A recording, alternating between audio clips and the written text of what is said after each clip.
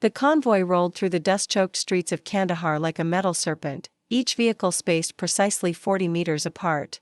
I pressed my face against the reinforced glass of the third Humvee, watching Afghan children dart between market stalls, their laughter somehow cutting through the rumble of our engines. 6 months into my deployment as a communications specialist with the 82nd Airborne, and I still couldn't shake the feeling that I was playing dress-up in someone else's war. Before we jump back in, tell us where you're tuning in from, and if this story touches you, make sure you're subscribed, because tomorrow, I've saved something extra special for you. Martinez, you seeing this intel traffic? Staff Sergeant Johnson's voice crackled through my headset, pulling me back to the present. Our comms were lit up like a Christmas tree, chatter about insurgent movement, IED threats, the usual symphony of controlled chaos that defined our daily patrols. Copy that, Sergeant. Looks like Command wants us to check out that school construction site in Sector 7. I adjusted my radio pack, the familiar weight of the PRC-152 a comfort against my back. At 24, I was the youngest member of our 8-person squad, and definitely the one they worried about least. Elena Martinez, small, quiet, reliable. The girl who kept their radios working and their paperwork filed. If only they knew a staff. Sergeant Johnson, Big John, to everyone in the unit, was the kind of NCO who still believed the Army could save the world one village at a time. 38 years old, built like a linebacker, with photos of his wife and twin daughters taped inside his helmet. He'd taken me under his wing from day one, treating me like the little sister he never had. Listen up, people, his voice boomed through the vehicle intercom. We're rolling into an area where the locals have been reporting unusual activity. Construction crews abandoned the job site 3 days ago. Could be nothing, could be something. Stay sharp. Behind me, Private First Class Tommy Chen was nervously checking his M4 for the 100th time. Fresh out of basic training, barely 19, he still jumped at shadows and asked too many questions. Specialist Rodriguez sat across from him, methodically working through a crossword puzzle with the kind of focus that suggested he wasn't thinking about 7-letter words for explosive device. The convoy slowed as we approached the construction site. Through my scope, I could see the skeletal frame of what would have been a 2-story school building. Rebar jutted from concrete foundations like broken bones, and construction equipment sat abandoned in the courtyard, already gathering a fine layer of desert sand. Something feels wrong about this place, muttered Corporal Williams, our squad's designated pessimist. He had 2 weeks left on his deployment and the kind of 1,000-yard stare that came from seeing too much. Why would they just walk away from a job this close to completion? I keyed my radio to check in with the other vehicles, running through our standard communications protocol. Everything looked normal on paper, until it didn't. Sergeant, I'm picking up some weird radio chatter, I said, adjusting my headset. Frequency 449.2. It's not on any of our authorized channels. Johnson leaned over to look at my equipment. What kind of chatter?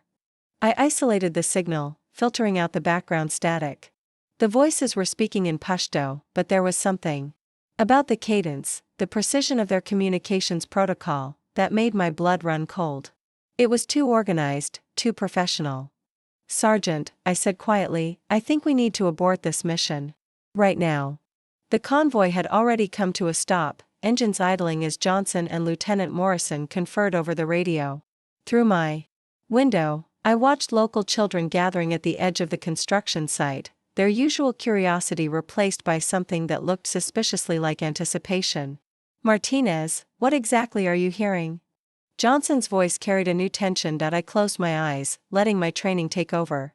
Not the training they knew about, the Army Communications School, the standard radio procedures I'd learned at Fort Gordon. The other training. The kind that happened in black sites and off-the-books facilities, where instructors didn't wear name tags and graduation ceremonies didn't exist. The voices on the intercepted frequency were coordinating a complex ambush. 3 teams, positioned at the school building, the market across the street, and the overpass we'd driven under 5 minutes ago. They were discussing our vehicle spacing, our likely route of retreat, and the precise timing needed to trap us in a kill zone. Sergeant, we need to move. Now. They're not just watching us, they're hunting us. Johnson must have heard something in my voice, because he didn't ask for clarification. All units, this is actual. Execute immediate retrograde movement. I say again, immediate retrograde. But it was too late. The first explosion came from behind us, a massive IED that flipped our rear vehicle and sent a pillar of black smoke into the clear afternoon sky. The second blast took out the overpass, blocking our retreat route. And then the small arms fire began, muzzle flashes winking from windows and rooftops like deadly stars. Contact front. Contact left. Contact everywhere, someone screamed over the radio. Our Humvee lurched forward as our driver, Specialist Davis, gunned the engine toward the only available cover, the construction site itself. Bullets sparked off our armored windows as we crashed through the chain-link fence surrounding the building. Everyone out. Establish a perimeter. Johnson's training kicked in automatically, but I could see the calculation in his eyes. 8 soldiers, surrounded, with limited ammunition and no immediate prospect of rescue. I grabbed my rifle and followed the others out of the vehicle, my mind already working through possibilities they couldn't see. The construction site offered decent cover, but it was also a trap. The enemy had chosen this location specifically because it provided multiple firing positions and limited escape routes. Martinez, get on the radio. Tell command we need immediate air support and medevac for the guys in the rear vehicle, Johnson ordered, ducking as a burst of automatic fire chewed up the concrete beside him. I set up my radio behind a pile of construction materials, but even as I called for help, I knew the math. Response time for air support would be 20 minutes minimum. Medevac would take even longer. We had enough ammunition for maybe 10 minutes of sustained combat. The enemy fire intensified, and I watched Rodriguez take a round in the shoulder, spinning him around and dropping him behind a pile of rebar. Chen was hyperventilating, his rifle shaking in his hands as he tried to return fire. Sergeant, I called out, I need to move to a better position to establish communications. Johnson nodded, distracted by the tactical situation unfolding around us. Stay low and stay close. Don't be a hero, Martinez. If only he knew that being a hero was exactly what I'd been trained for. I slipped away from the main group, moving through the construction site with a fluidity that had nothing to do with my official MOS. My fingers found the small knife concealed in my boot, the backup radio hidden in my cargo pocket, and the ceramic body armor that was rated for threats my official record said I'd never encounter. The first insurgent never saw me coming. He was positioned in what would have been a second-floor classroom, his attention focused on the Americans pinned down in the courtyard below. I climbed the exterior scaffolding like a shadow, approaching from his blind spot with movements that were absolutely silent. The blade slipped between his ribs with surgical precision, angled upward to pierce his heart. He dropped without a sound, his AK-47 clattering against the concrete floor. I caught it before it could fall, then keyed his radio with steady fingers. Position 2, this is position 5, I said in fluent Pashto, mimicking the accent and inflection patterns I'd monitored. American forces are attempting to flank north. Redirect fire to grid 314 to 228. The responding chatter told me everything I needed to know about their positioning, their strength, and their command structure. 12 fighters total, organized into 4 teams, with a commander positioned in the market building across the street. I moved through the construction site like a ghost, eliminating threats with a precision that would have impressed my instructors. At the farm, each engagement was textbook: approach from the blind spot, neutralize silently, gather intelligence, move to the next target. By the time I'd cleared the building, my squad's situation had stabilized, though they didn't know why. The enemy fire had slackened considerably, and several of their positions had gone mysteriously quiet. Martinez, where the hell are you? Johnson's voice crackled through my earpiece. Moving to establish overwatch, Sergeant, I replied, settling into a sniper's position on the top floor. From here, I had clear lines of sight to the remaining enemy positions and perfect radio coverage for calling in the air support that was finally approaching our location. 2 F-16s screamed overhead, their engines drowning out the small arms fire below. I painted the target building with my laser designator, watching through my scope as the precision munitions turned the insurgent command post into rubble. When the dust settled and the rescue helicopters landed in the courtyard, my squad emerged from cover with the shell-shocked expressions of soldiers who'd survived something they shouldn't have. Rodriguez was pale but walking, his shoulder wound properly bandaged. Chen had stopped shaking and was actually smiling. "How the hell did we make it through that?" Williams asked, looking around at the construction site that had somehow transformed from a death trap into a fortress. Johnson clapped me on the shoulder as I shouldered my radio pack. "Good work on those comms, Martinez." Command said our target coordination was textbook perfect. "Where'd you learn to call in airstrikes like that?" I shrugged, keeping my expression carefully neutral. "Just following the manual, Sergeant." But as we loaded into the rescue helicopters, I caught Johnson watching me with a new kind of attention. Something in his eyes suggested that maybe, just maybe, he was starting to wonder about the quiet communications specialist who'd somehow kept them all alive when the odds said they should be dead. The helicopter lifted off, carrying us away from the smoking ruins of what should have been our grave. But I could feel the weight of Johnson's questions, and I knew that eventually, my carefully constructed cover story was going to start showing cracks. After all, how many communications specialists could speak fluent Pashto, call in precision airstrikes, and seem completely unfazed by combat that would traumatize seasoned infantry? As the Afghan landscape rolled past below us, I touched the small scar on my wrist, the only visible reminder of my real training. Soon, very soon, I was going to have to decide whether Elena Martinez, quiet army communications specialist, could continue to exist. Or whether it was time for my squad to meet the woman I really was. The debriefing room at Forward Operating Base. Shank smelled like stale coffee and diesel fuel. I sat in the metal folding chair, my hands steady on the table as Captain Morrison and a man I didn't recognize reviewed the incident report. The stranger wore civilian clothes but carried himself with the unmistakable bearing of military intelligence. "Specialist Martinez," Captain Morrison began, his voice carrying a weight I hadn't heard before, "your communications work during the ambush was exceptional. The precision of your target coordination, your ability to adapt frequencies, your tactical awareness, it's not typical for someone with your background." I kept my expression neutral, falling back on the persona I'd carefully crafted over 6 months. "I just followed my training, sir. The manual covers emergency communication protocols." The civilian leaned forward, studying me with pale blue eyes. That seemed to catalog every micro-expression.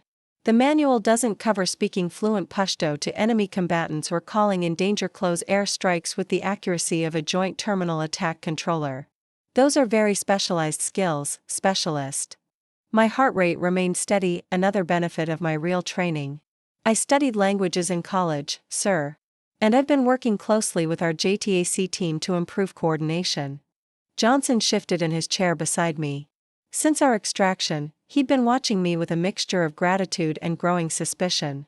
"Sir, if I may," he interjected, "Martinez saved our asses out there. Whatever she did, it worked."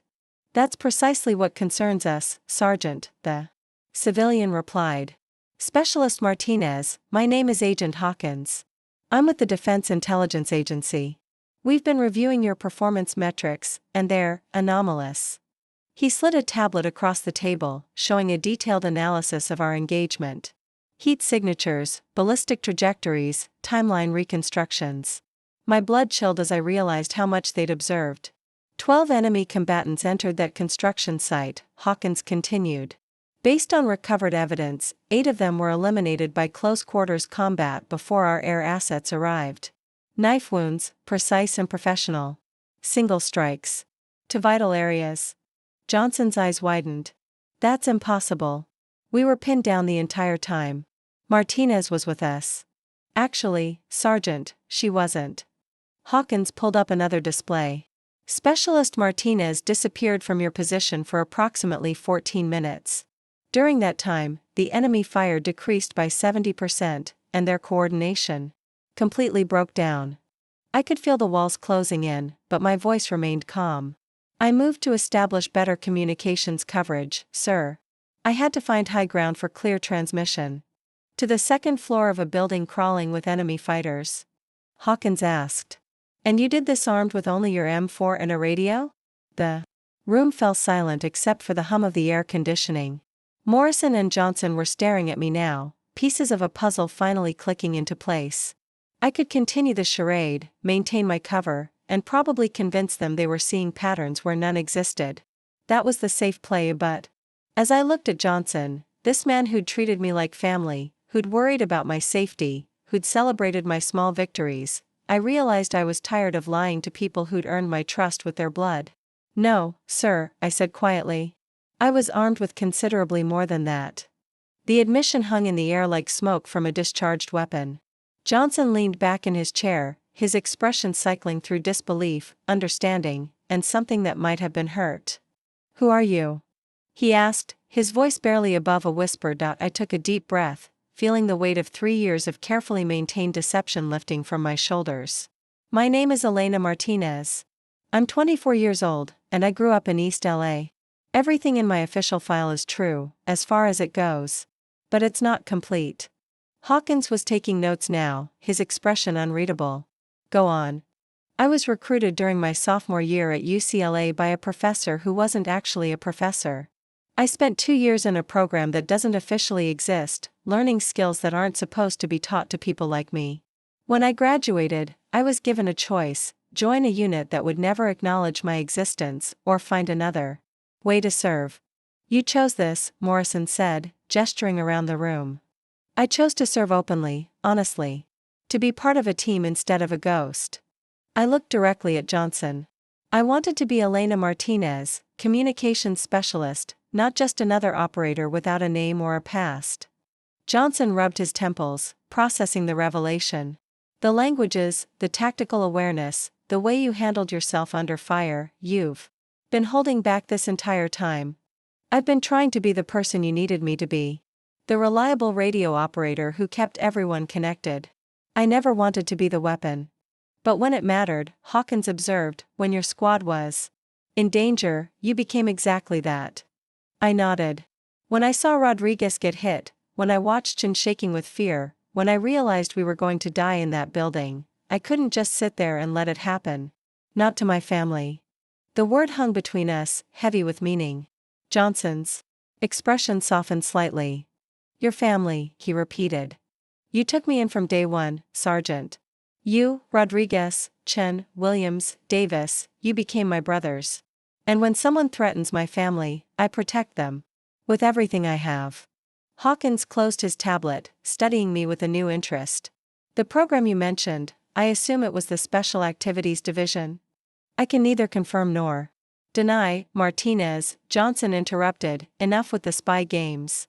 These people are trying to understand what happened out there." I looked at him, seeing the man who'd taught me to play poker, who'd shared stories about his daughters, who'd covered for me when I screwed up radio protocols in my first week. He deserved the truth. "Yes, sir." Sad, ground branch. 2 years of training, then 6 months of operations I can't discuss. When my handler offered me a way out, a chance at a normal military career, I took it. "Why?" Morrison asked. "Because I wanted to serve something bigger than myself, but I also wanted to know who I was serving beside. I wanted to matter to people who mattered to me." I gestured to Johnson. "In SAD, your teammates are tools. Useful, replaceable tools. Here, we're family." The room fell quiet again.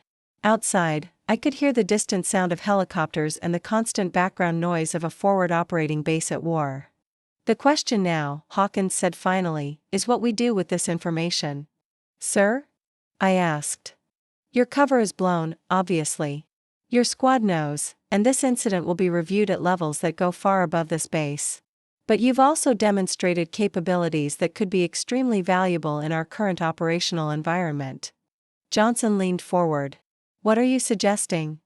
"I'm suggesting that Specialist Martinez might be more valuable as herself than as her cover identity. A communications specialist with advanced combat training, cultural knowledge, and language skills? That's not a liability, that's an asset." I felt a chill of recognition. This was how it started, the gradual transition from soldier to operator, from person to weapon. "Sir, with respect, I chose this assignment to be part of a regular Army unit, not to go back to special operations." "The war doesn't always give us the choices we want, Specialist," Hawkins replied. "But in this case, maybe it can." He turned to Morrison. "Captain, how would you feel about having a communications specialist with expanded capabilities, permanently assigned to your company?" Someone who could handle both her regular duties and serve as a cultural advisor and emergency response asset. Morrison looked thoughtful. If she wants to stay, I'd be honored to have her. But the decision has to be hers.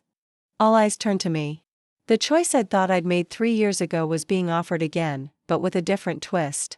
I could go back to the shadows, return to a world where my skills were appreciated but my humanity was expendable.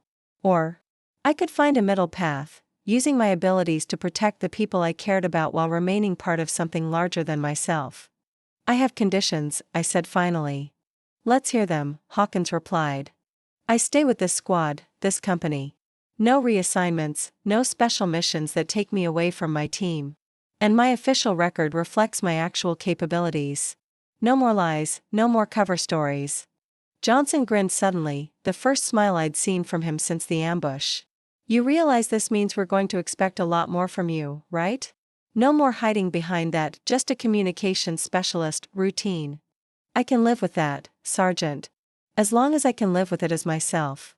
Morrison stood up, extending his hand. Welcome to the team, Specialist Martinez. The real team this time. I shook his hand, feeling a weight I'd carried for years finally lifting. Thank you, sir.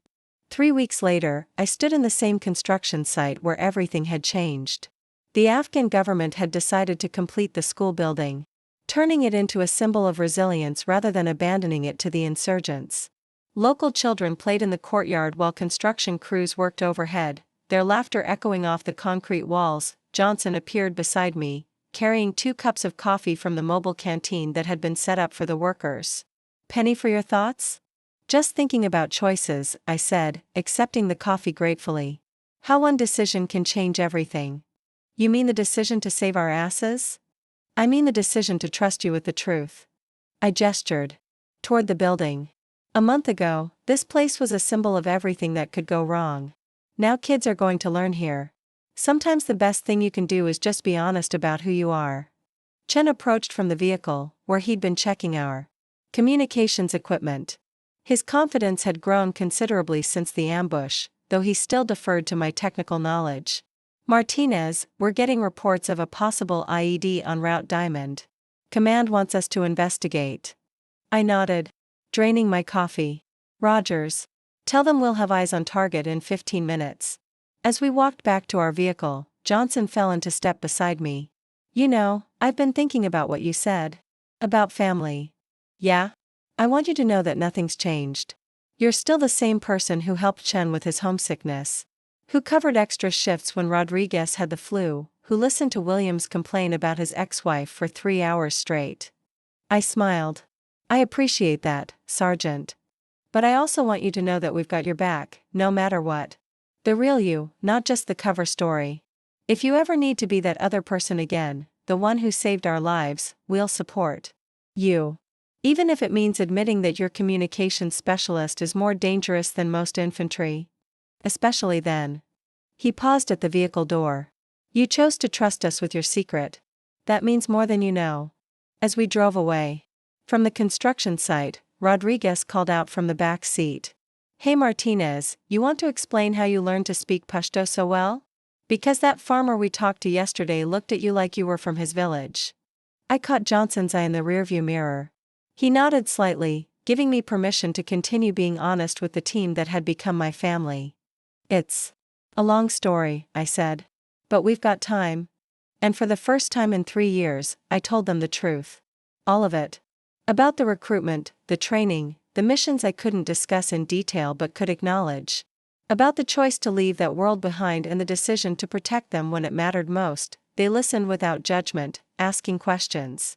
That showed they were trying to understand rather than condemn. When I finished, Williams summed up the group's reaction with characteristic directness. So basically, we've been protected by a guardian angel this whole time, and we just didn't know it. I'm not an angel, I protested. Maybe not, Johnson said, but you're our guardian. And now we know it. The radio crackled with updates on the suspected IED, and I shifted back into my professional mode, coordinating with explosive ordnance disposal teams and establishing a security perimeter.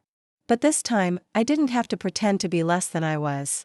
I could use all my skills, all my training, all my experience in service of the mission and the people who mattered to me. Elena Martinez, communications specialist and former special operations soldier, was finally home. As our convoy rolled through the Afghan countryside toward another potential threat, I realized that the greatest mission of my career wasn't the one they'd trained me for in the black sites and training facilities.